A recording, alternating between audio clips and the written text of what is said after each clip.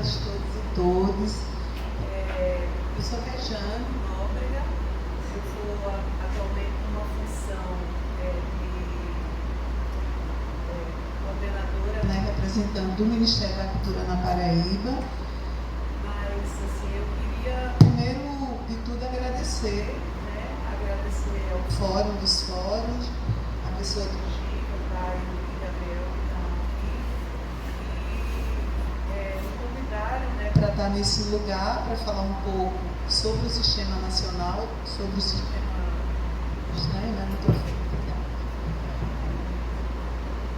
E eu acho muito oportuno, né? Fica até um pouco triste, assim, porque as pessoas não vieram, mas sabe lá por quê.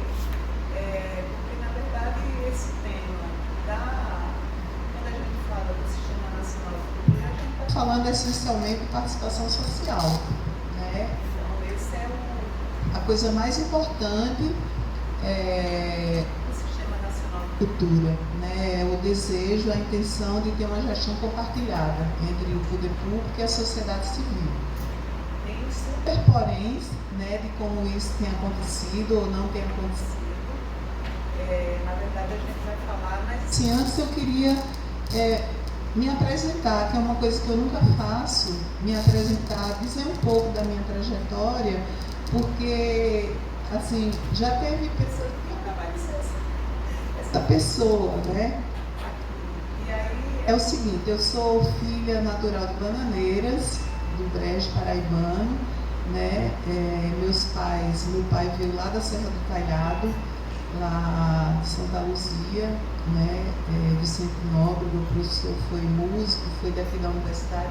E eu também estou feliz de estar aqui na universidade, nesse auditório, porque também a minha primeira faculdade foi aqui na UFPB, eu fiz serviço social, né? Na época que a gente tinha muita vontade de modificar o país, de transformar, então a gente achava que o serviço social era um caminho, né, para conseguir essa transformação. E, na realidade, quando eu fui para o mercado de trabalho, eu vi que era muito difícil, né, porque é a mesma coisa, os governantes, eles queriam fazer, na verdade, assistencialismo. Bom, fui para São Paulo fazer mestrado, né, passei no concurso da Prefeitura de São Paulo e trabalhei durante 11 anos, não exatamente como assistente social, porque logo depois eu migrei para a cultura. Então, será que fui eu que bati? Não. Eu trabalhei na cultura durante 11 anos, eu tive um super privilégio de trabalhar com a professora Marina Chauri, no gabinete dela, né, na gestão da prefeita Erundina, que foi um outro privilégio também, porque foi, assim, a primeira vez que a gente se deparou com a noção de cidadania cultural, né, com a política que a professora Marina fazia e implementava naquele ano na secretaria, justamente os componentes do Sistema Nacional de Cultura, que ainda nem estava rolando naquela época, né? Foi a partir de 2012. Eu trouxe uma linha do tempo, se não for chato, eu até gostaria de falar, porque é importante que vocês possam acompanhar por que a gente está aqui discutindo ainda hoje, né, e até agora, sobre o Sistema Nacional de Cultura e Participação Social. Então, eu trabalhei na secretaria e era justamente o trabalho todo da secretaria era em função de formação, né? Então, naquele ano, a gente teve vários cursos que eram no máximo, era uma coisa bem elitista, sem microfone melhor, né? Eu também estou achando... Eu acho que o cabo do microfone deve estar quebrado, e aí fica...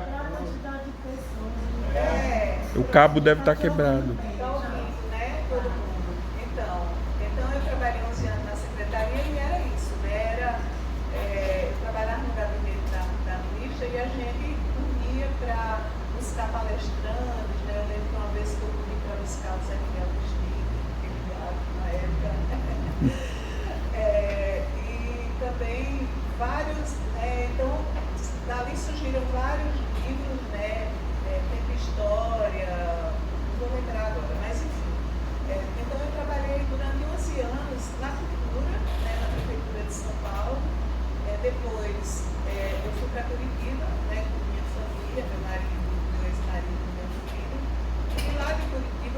aí fui para Brasília trabalhar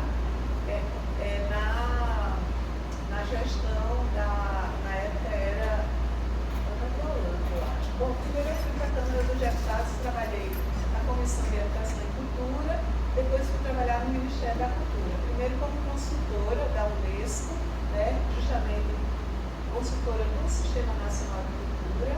Naquela época, né, ainda estava se sensibilizando os gestores para que fizessem a adesão ao sistema. Era um processo totalmente diferente do que hoje. Totalmente não, mas hoje com a regulamentação do sistema teve novas formas de adesão, novos processos que incluem o plano de trabalho e tudo mais, né?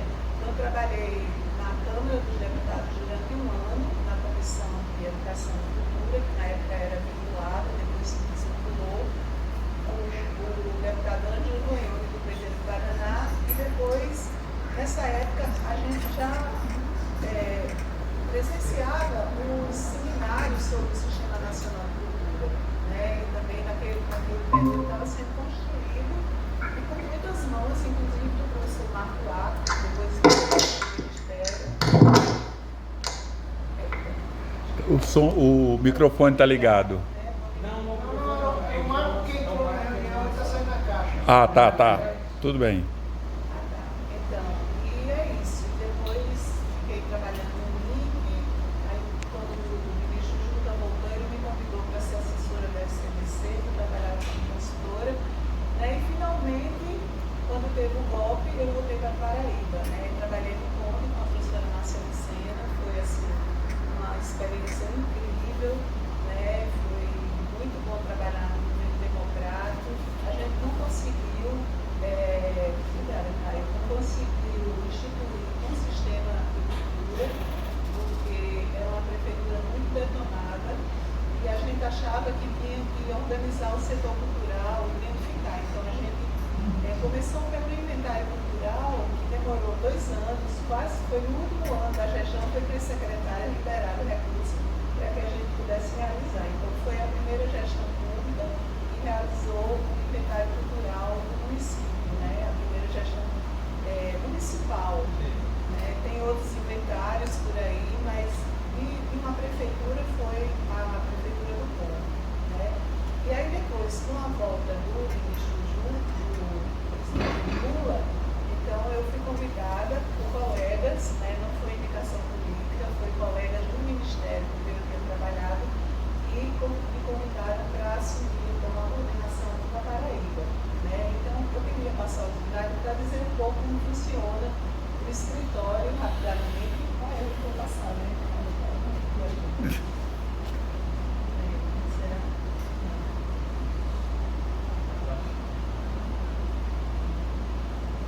Então, os escritórios, né, foram criados a partir de um desejo do presidente Lula de nacionalização da cultura no Brasil. Faz parte desse projeto os escritórios, que é o braço institucional do MIC, os comitês de cultura, né, que foram instituídos a partir de um edital público, e aí a sociedade civil organizada, aqui na Paraíba, quem está como comitê é a Associação Bauário Cultural, em todo o estado tem um comitê, e os agentes territoriais, por último, que são articuladores nos territórios, nas comunidades onde eles residem. Né? Esse projeto ainda está se engatinhando, tanto dos comitês, porque na verdade, quando foi pensado o projeto dos comitês, foi pensado em um projeto que tem uma metodologia Paulo Freireana, por exemplo. Né? Mas na verdade os comitês foram assim, foi um edital que as pessoas que conseguiram se organizar entraram no edital, cumpriram os critérios e entraram. Né? Então precisa também um trabalho grande do ponto de vista de politização dos comitês para que possam exercer uma função para além de auxiliar a realizar projetos e a escrever portfólios. Mas isso é uma outra questão que também não é culpa do comitê, nem do tratamento do Ministério, mas é uma coisa que está sendo construída e precisa chegar nesse patamar. Eu acho que daqui a uns anos vai conseguir. No o escritório é isso, o escritório é para dar esse suporte, né, das políticas no território, nos estados. A gente faz essa articulação com os gestores. Eu estava explicando que assim, é vital não cair do céu, né? E aquilo que Gino falou no começo é verdade. A gente está há 2 meses ligando, mandando mensagem para todos os gestores para aderir à política, né? A política nacional do banco. É inacreditável, ele virou uma foto, gente. Eles só não dá para o computador, pelo amor de Deus, o computador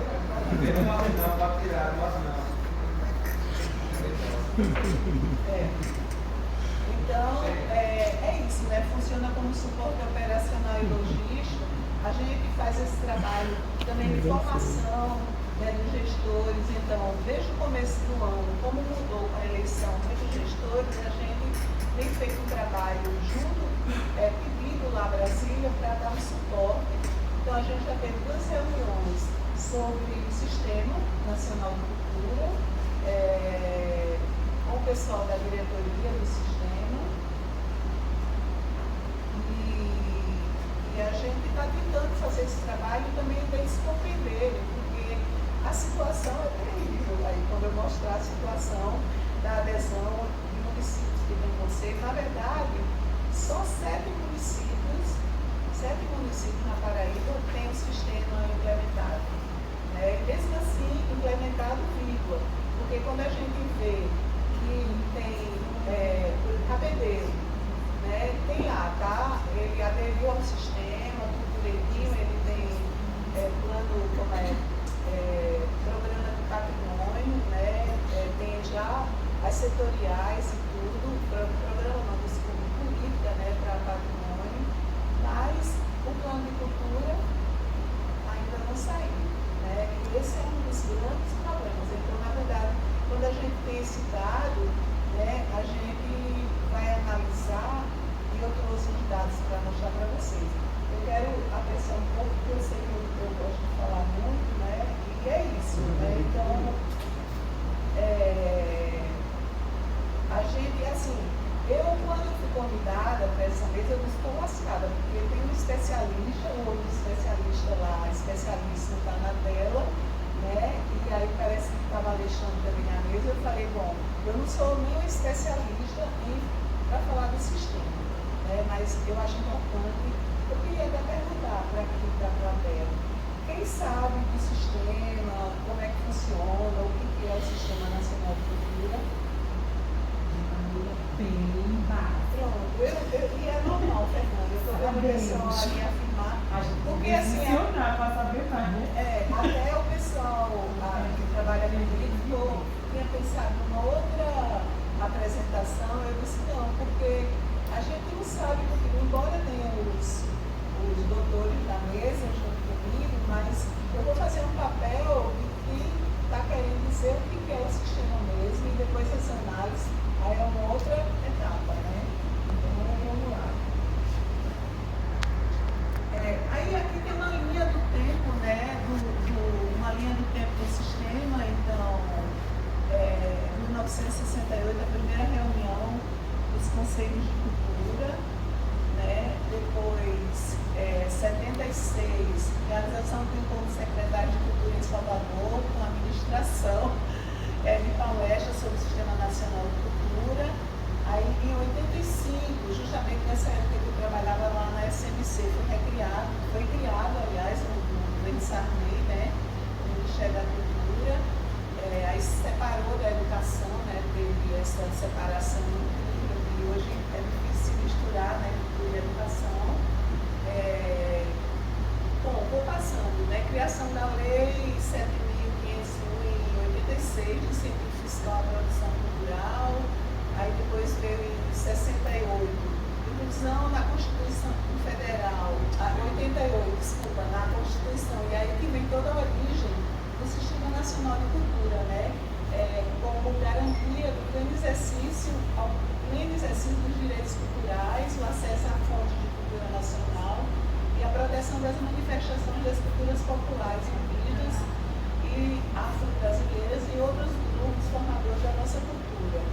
Aí, em 90, o Ministério da Cultura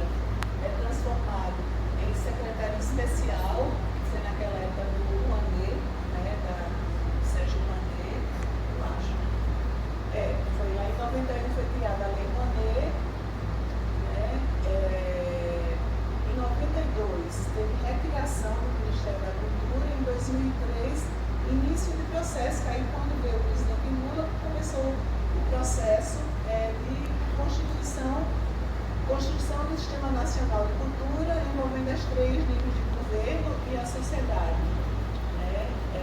O marco desse debate é o Seminário Cultura para Todos, realizado no MIP, nos estados do Rio de Janeiro, São Paulo, Minas Gerais, Rio Grande do Sul e Paraná. Depois disso, eles realizaram uma série de eventos. Aí, eu acho que 5 só, maravilhoso, não tem de nada. Mas deixa eu então, eu acho que assim, uma coisa muito importante, bom, passando essa época e passando para 2015, 16, teve um golpe, então vinha no crescente, o curso Marco pode falar melhor. Em 2013 foi o ápice do número de adesões ao sistema, né? E hoje a gente tem um movimento muito depois do golpe, depois desse tempo parado, inclusive com relação à participação social, né? Que também, como não tem ministério, não tem participação social. Então, o que aconteceu? Em 2023, quando voltou, foi recriado o MIP, né? Teve que ser está sendo ainda, né? As plataformas, inclusive, não estão atualizadas, porque se você olha lá, tem uma disparidade, inclusive com a plataforma, quando foi para a adesão da Política Nacional do Banco, né? Da LAB, da CNAB, né? Se está chamada CNAB, é descobriu que tem o mesmo nome na saúde. Então, agora a gente se refere à Política Nacional ao Plano de Fomento à Cultura. Quando foi para fazer a adesão nas políticas, acho que na LPG, os gestores tinham que informar se tinha o CPF, pelo menos. O CPF é o quê? É o mínimo de componentes do sistema que precisa para você fazer a adesão. Inclusive, a adesão anterior. Nessa adesão plena, agora essa adesão que vai está sendo agora processada, é um outro processo. O ente tem que apresentar um plano de trabalho, né? Então ele apresenta lá a lei do sistema, e depois, quando tiver os componentes instalados, né? E com atas que foram instituídos no município, é que tem a adesão plena. Mas o fato é que eu vou passar, então, para dizer, para não demorar muito, da adesão no Sistema Nacional, né, no Sistema Nacional e nos sistemas municipais aqui da Paraíba. Né? Aí, assim, o sistema, ele tem, sobretudo, os princípios do sistema, tem a ver muito com a Convenção da Diversidade Cultural, da Unesco, né, e princípios, assim, que são incríveis, né, são princípios desde considerar a diversidade cultural, considerar como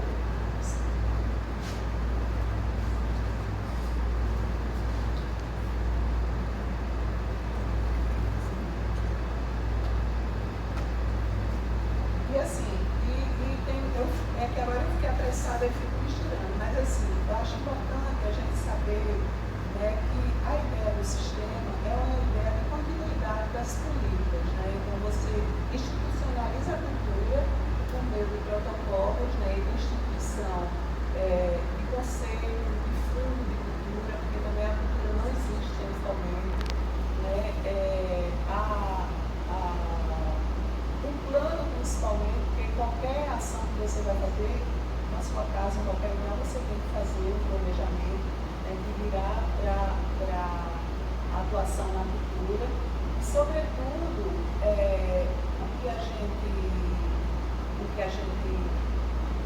o sentido do sistema é justamente contrária àquela política tradicional, de descontinuidade. Então, se você tem um sistema de cultura, se você institui, assim como a gente sempre fala aqui, o Sistema Nacional de Cultura é como um SUS da cultura, tem protocolos para adesão. Agora, sobretudo, o que é mais importante é a questão da gestão compartilhada. Né? Não existe gestão de cultura, sem a participação social. Né? Então, isso é a questão mais relevante para mim, que tem no sistema, e que está muito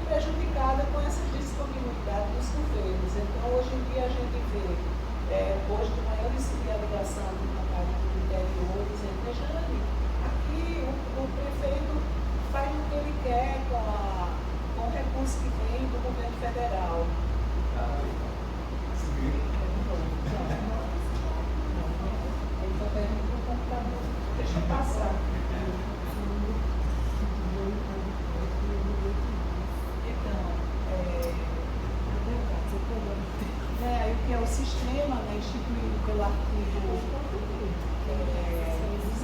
216 da Constituição Federal, representa um importante mecanismo para a gestão e promoção das políticas públicas.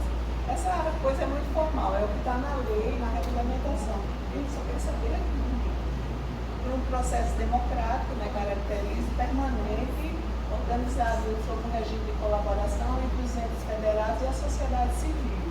Né? Em abril de 2024, então, aconteceu a regulamentação da lei, que estava desde 2010 aprovada, mas não tinha regulamentação. Né? Então, ela traz uma série de questões, né? E, sobretudo, em relação à adesão, ao processo de adesão.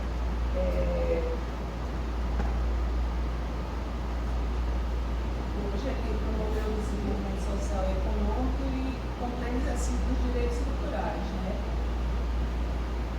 Os princípios de diversidade, as expressões, universalização do acesso, fomento à produção, difusão e circulação, estabelecimento de cooperação, regime de colaboração entre os entes federados, inclusive, né, os sistemas estaduais têm muita responsabilidade, deveriam ter, aliás, com os sistemas municipais. Né? E isso a gente vê que na prática não rola, né? Parece que é uma coisa só do Ministério da Cultura, que é a obrigação articular para que os municípios façam adesão ao sistema.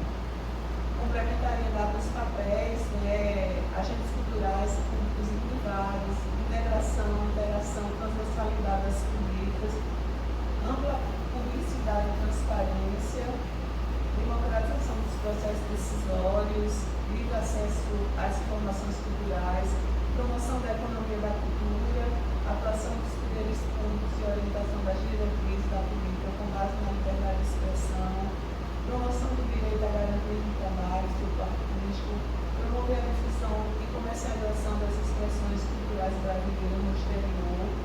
E aí os componentes são esses, né?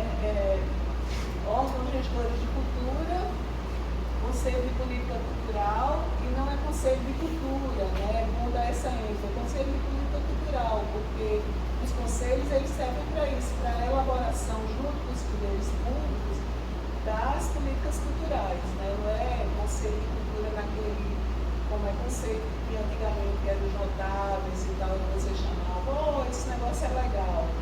Infelizmente, a gente vê que hoje muitos conceitos, inclusive na Paraíba a gente tem alguns exemplos, que servem só para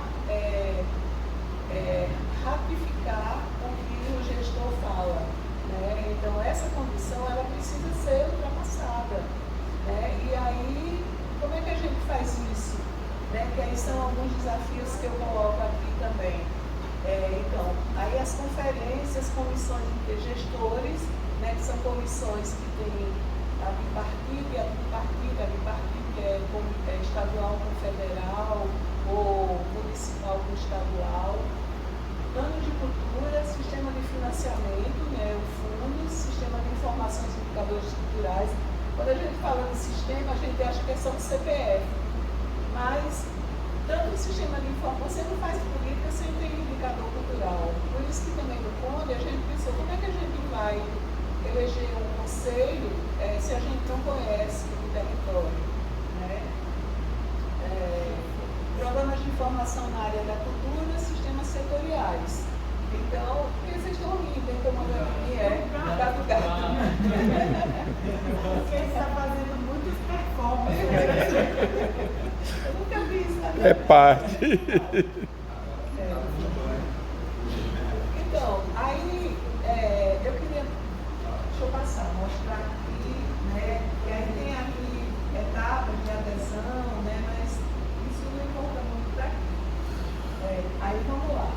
Bom, a realidade, gente, o Sistema Nacional de Cultura atualmente possui 24,2% só de todos os 5 mil municípios e conselhos de políticas culturais, certo?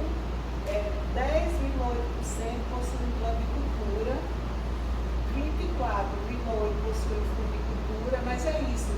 Falou lá que possui um fundo, mas aí vai ver, a gente tem um exemplo aqui, né? E 65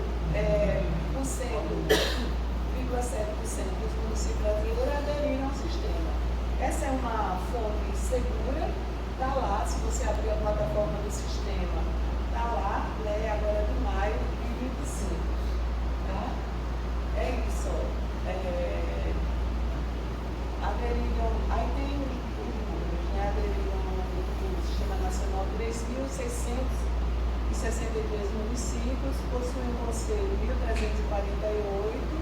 possuem plano 603, possuem fundo 1.385 e possuem o CPF, que é plano, fundo e conselho 471, tá? Aí vamos lá, unidade da Paraíba. Baixíssimo. Então, 39 municípios dos 223 possuem Conselho de Políticas Culturais, ou seja, 16,6%. 4,9%, ou seja, só 11 municípios possuem plano de cultura. Eu acho que ele falou município, mas está incluindo o estado também, né? E na verdade, cadê o plano? Tem plano? Tem, né? Depois você vai falar, né? 17,9%, ou seja, 40 municípios possuem fundo de cultura e 56,5% dos municípios paraibanos possuem adesão, ou seja, 126 municípios possuem.